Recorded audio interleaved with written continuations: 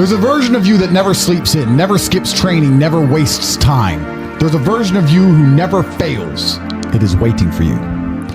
Genuinely ask yourself a question, you at home. If you had done those things for the last 2 years, you never skipped a training, you never wasted time, you never scrolled TikTok, you never sat aimlessly on the internet typing in garbage, never played video games, you never wasted time. You never skipped training, you were training every single day. You never slept in, you were never lazy. There's this version of you. Imagine the person you would be. Genuinely imagine what you would look like. Imagine where you would live. Imagine the car you would drive. Imagine how much your woman would respect you. Imagine the love you would see in her eyes when she looks at you with adoration like a king. Imagine your existence. That person is waiting for you. And the only thing that's stopping you from being that person is your monumental laziness. You can have it. The universe is very giving. It will give you anything you work for. I've never seen somebody try for something with all of their might and not get it. The only people who do not have the things they want are the people who do not try for them. I've never seen a person wake up and say, my only dedication in life is to solve a Rubik's Cube and fail. You are not stupid. You are not incompetent. You are lazy and arrogant. It's extremely important you understand that that person is waiting for you and you are declining that version of yourself. In the multiverse, in the many different versions of the universe that exist, there is a version of you that does those exact things. And he is a greater person than you can even fathom. You can transform yourself into that guy. You can be a top G. That's exactly what I did. I knew who I was going to have to end up being before I became that person. My brother and I are not from rich families. We are not from advantaged beginnings. But I knew I had to be a big, strong, fighting billionaire. That's what I knew I had to be. Discipline is the key to success. If you cannot force yourself to do something you don't want to do, how are you ever going to put yourself through the suffering required for greatness? If you cannot force yourself to train when you do not want to train, if you cannot force yourself to work when you don't want to work, if you can't force yourself to not log into Pornhub or force yourself to eat right, how can you possibly ever become a monumentally successful person if you cannot control yourself long enough to do what must be done as opposed to what you feel like doing? The only people who get to live their lives based on how they feel are women and children. Children can cry because they feel like crying, as can a woman. A woman can start an argument because she feels like arguing, as can a child. A man must do what he is supposed to do irregardless of how he feels. That is the key component to masculinity, is discipline. If you do not have the discipline to dedicate yourself to anything, you are going to fail and be crushed by the people who can.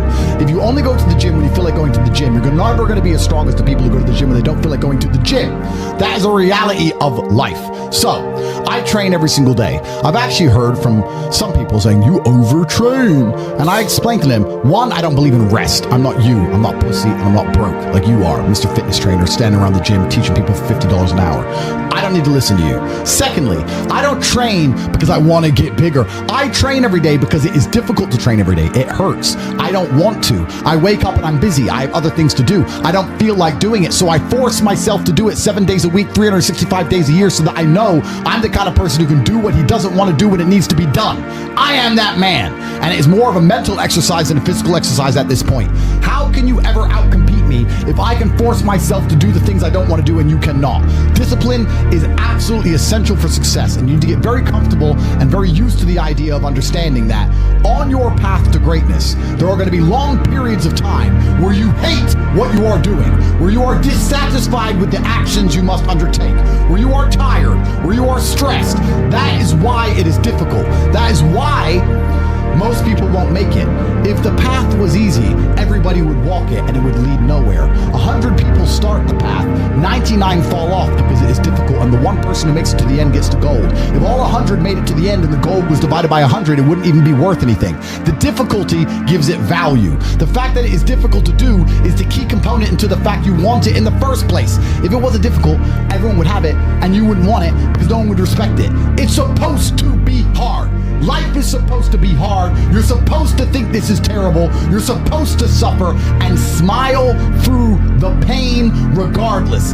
Discipline is the key to success in all realms as a man. And if you lack it, you stand no chance. You can give most people a roadmap to success. You can give them a Ferrari with a full tank of gas, and a lot of people still wouldn't make the destination because they would say the drive is too far away. quitters. They don't have the discipline. You can tell them exactly how to do it. You can give them the mechanism to get there, but they don't have the discipline to complete the drive and end up at the destination. That is the majority of Earth. This is your competition. People who, even if they are told what to do and people tell them exactly how to do it and help them do it, still quit, still fail because they lack discipline. Even me, with my monumental powers, I can't make a quitter successful. It doesn't matter how good I am. It doesn't matter how easily I make it for them to succeed. It doesn't matter how compendious and concise and powerful the real world is. It doesn't matter how much I text them and motivate them, how many emergency meetings I do to try and talk to them and hype them up, how much motivation I give them. It doesn't matter what I do. If they are a quitter, guess what they're going to do? They're going to quit. No matter how simple a map is to read, no matter how fast a Ferrari is, somewhere along the drive, the sun's going to get in their eyes, and they're going to sit there and go, I don't like this, this is hard, and they're going to quit. Quitters are the number one type of people that nobody can help. If you're a quitter, I can't help you, life can't help you, God himself cannot help a quitter. So if you lack discipline, you lack the very basic building block to any type of success which exists on the planet. By every single metric which can be measured with science, you are going to stay a loser and a failure. The key is to keep training. If you train hard every single day, you don't have to worry about a little bit of vitamin C. It's true. If you don't train and you don't smoke, you're still going to be able to see. Yes. The answer is always hard work. As soon as you are granted life, you are guaranteed death. What you do in between is up to you. You are all conscious. That could end tomorrow, that could end in 100 years. But the time between the beginning of your consciousness and the end of it is completely up to you. Training is never the wrong decision. If you're in jail, you should train. If you are free, you should train. If you are rich, you should train. If you are poor, you should train. If you smoke, you should train. If you don't smoke, you should train. If you drink, you should train. If you don't drink, you should train. You cannot escape that hard work is always the correct decision. There is no time in any scenario when working hard is going to be the wrong answer. You should always try your very best in all things. I will smoke 10 cigars a day and beat the shit out of you because I train harder than you can possibly fathom. Pain is an extremely important part of the equation. Pain is the elixir of success. When people say this bad thing happened to me and I'm suffering, I say good. It is pain which is required. It's one of the elements in the chemical reaction. If a chemical reaction requires 5 particular distinct compounds and you have 4 and you're missing 1, it simply doesn't work. Pain for a man is one of the most important elements in becoming successful. Batman is Batman because they killed his parents. If they did not kill his parents, he would not be Batman. You're supposed to suffer. You're supposed to take that pain. The worst thing that can happen to you as a man is you live a life with no pain in it. To be born into a rich family and have a nice easy life and be given money and you don't have to go to the gym and not have to train because you have bodyguards and sit around like a fuck up. You're going to be miserable and unhappy and a drug addict buying prostitutes. You're only going to have women who adore you. You're only going to feel confident in yourself and feel happy when you've been through hell and come out the other side. The pain is required, and you'll often notice that people who are better than you are people who have suffered more than you have suffered. So the person who is waiting for you, he requires your motivation. It also requires huge amounts of pain. So when bad things happen to you, do not sit at home and lament. Do not feel sorry for yourself. Instead, look in the mirror and say, thank you, God, for giving me one of the ingredients that is needed for the chemical concoction that is going to turn me into a superhero. Because pain is an extremely important one. In fact, it's one of the most important ones for a man. Everything is war. All of it. Sitting in the commute without losing your patience is war. Trying to find a way to escape your slave job is war. Keeping your wife happy and your children inspired is war. Training to become stronger than before is war. It is all war, and it cannot be avoided. And I'll tell you why it's war, because war is 2 opposing sides trying to achieve the same goal. 2 opposing sides want the same land or the same influence over X land. And the car you want, the Ferrari, you're not the only person who wants it. The reason it's so expensive is because others people want it. The girl you want, the beautiful woman, everyone wants her. It is war. It is competition. Everything about life as a man is war. It is conflict because you are competing against the other men who want it the same, which is why discipline is such an important thing, which is why you must take the pain and add it to the concoction to become as formidable as possible. Life is war. This idea that you can go through life as a man and avoid war is probably the biggest mistake that most men make, because it is impossible for you to achieve anything significant without war. Running a business is war. Running a hotel, running a restaurant, running an online company, it's war. Training is war. Life as a man is war. You need to wake up and view it exactly as what it is. Everything I want, other people want. Everything I desire, other men are trying to get. This is a war and I must outcompete them.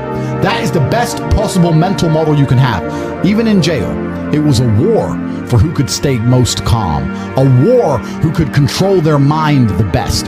A war for who could suffer the least. That is war. I was surrounded by people who lost their minds and I refused. It was a battle and I was successful. Life in and of itself as a man is a never-ending struggle and a never-ending battle. It is the constant of the human condition. Evolution requires pain. While others complain that they do not feel happy enough, I'm happy I'm struggling. I don't want to be happy. I want to be great. This is the beauty of life as a man. Do you understand? I don't care. I'm happy to be struggling. I wanted to fight. You wanted to win. I wanted to fight. That's the difference. You're concerned with winning. I wanted to just fight. And we're fighting. That is the beauty of life as a man, to be great. If you concern yourself only with being happy, you are once again acting like a female or a child. Happiness is fleeting. It doesn't even matter if you're concerned only with the hedonism of happiness. You're going to drink alcohol and go to parties and go to festivals and take drugs. I want to be happy. Who cares? I want to be great. I want to be great all of the time. And let me ask you a question as a man at home, genuinely, truthfully. Would you rather be a loser who's always smiling, a happy loser, or would you rather be a stressed winner? Because I'll tell you something about winners. Most of them are stressed. We are stressed. We're stressed. Putin is stressed. Genghis Khan was stressed when his messenger turned up after a 4-week ride with updates from the battlefront of Iran. I'm sure he was stressed by what he read. Even if it was very good, even if it all looked fantastic, he started to feel stressed. Okay, well now maybe I need to go to Iran. How long is it going to take me to get there? Maybe we need to send more horses. Maybe we need to colonize Iran. He felt stress because the beauty of life as a man is to be great. So you have to sit here and ask yourself, do you want to be a happy loser that's insignificant? Nobody knows you exist. Women don't respect you. Men don't respect you. Nobody cares if you live or die, but you get to smile all the time. Or do you want to be one of the most important people on the planet with a little bit of stress? I am brilliant because I've decided to be brilliant. And if I had to sacrifice happiness to be brilliant, then that's fine. You know what the great thing about it is? You know it's amazing what God gives, how the whole world becomes full circle? If you stop caring about being happy and you start caring instead about being great, guess what you end up being? Great. Along with great.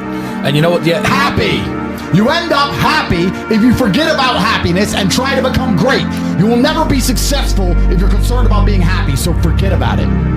I like to consider myself a wise old man, and I'm trying my best to encourage and instigate a revolution amongst the youth where men take absolute self-accountability and they believe in themselves and they take responsibility for absolutely everything. As a man, you are most formidable if everything is your fault. If it rains outside and you get wet, that is still your fault. Can you control the rain? No. Could you have brought an umbrella? Yes. You need to blame yourself for all things, the good and the bad. And by doing this, you take absolute self-accountability, which allows you to build a mental model in which you will find solutions, 1. 2, avoid trouble because you know that anything bad happens to you is your fault. And 3, be the most fearsome competitor possible because we're living in a very competitive world nowadays amongst the elites. The people who understand that you're living inside of a fish tank are trying very hard to get out. And you have to make sure that you can outrun some of them if you want to escape. It's an age-old adage. If a bear is chasing a group of people, you do not have to be the fastest one. You just have to be faster than the slowest. The slowest person is going to die. So as long as you're ahead of the majority of people, you stand a very good chance of avoiding slavery. Being a powerful man isn't always about furious anger and instilling fear. As enemies attempt to attack your energy and lower your vibration, understand this: power is untouchable. Power may notice, but it doesn't care. Sometimes power is simply not giving a fuck. Being a powerful man isn't always about furious anger and instilling fear, meaning sometimes it is. You need to retain the capability to instill fear with furious anger. A man who cannot do that is not a man. It is one of the cards you need to have in your deck. However, more often than not, when you're in a true position of power, you will play the alternate card, which I'm describing here, is simply not caring. How can you not give a fuck about things? So I'll tell you how. If you're filthy rich, and you have a strong network of people around you who you trust, and you have a good family, and you have beautiful children, you have women who love you, and you have beautiful supercars, you live with your best friends in a compound, you have armed guards, and you're proud of yourself, and you're strong, and you train hard every day, and you're monumentally successful, and all of your dreams come true, and if you want something, you can instantly snap it up. You want a Pagani, you want a Bugatti, you want a $25 million apartment, anything you want, you buy. It's very easy to not give a shit about the opinions of people who don't have one fraction of your success. And what these people are trying to do is drag me, I'm using me as an example, but we can also use it for you. When you have true power, they're trying to drag you down. They're not trying to elevate themselves. They're trying to drag you down, which is a very different thing. Because it's amazing how God rewards those who are trying to build and create and elevate, and how it punishes those who are simply trying to destroy and be spiteful and negative. And these people are going to dedicate hours and hours and millions of hours of their life towards a certain cause to try and drag people down who they cannot affect because they're already too powerful and too large. And they're wasting their own human experience, and they're not progressing or advancing themselves in any way. They will stay brokies, and we will stay rich forever. So the lesson here is that you need to get to a position where ignoring people is a move in which you're guaranteed success. You can ignore people completely and they are benefiting you, and that comes from a position of power. And I think a lot of you at home right now, you may not be in our position, but if you're already working hard, you're already going to the gym, you're already training, you make sure that you're getting as much muscles as possible, as much money as possible, you're dedicated, you don't sleep in, you don't waste your time, you don't smoke weed, you don't play video games, you're focused on trying to become fantastic as a person, you can just ignore that girl. That girl who broke your heart or cheated on you, just ignore her. The most powerful move you can make is ignore her. Yeah, you could yell at her. Yeah, you could try and make her scared of you, blah, blah, right? That's not going to work. The powerful move is just to completely ignore her because you're on your ascent. She is likely on her descent. She likely has no intention of improving herself, no intention of becoming richer, no intention of becoming better looking. Time is against her.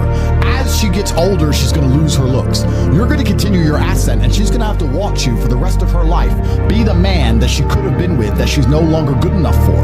The best thing you can do is simply ignore her. That is the powerful move. And it's the same with also men. It's not even a gendered argument. There's men who want to be your friends right now or who wanted to be your friend, and they did something wrong to you. And if you're on the right path doing the right things, karma, God, the universe, whatever you want to call it, is going to teach them a lesson for simply failing to be a good person to you while they had the chance. But when you have a whole bunch of money, you take care of the people you love.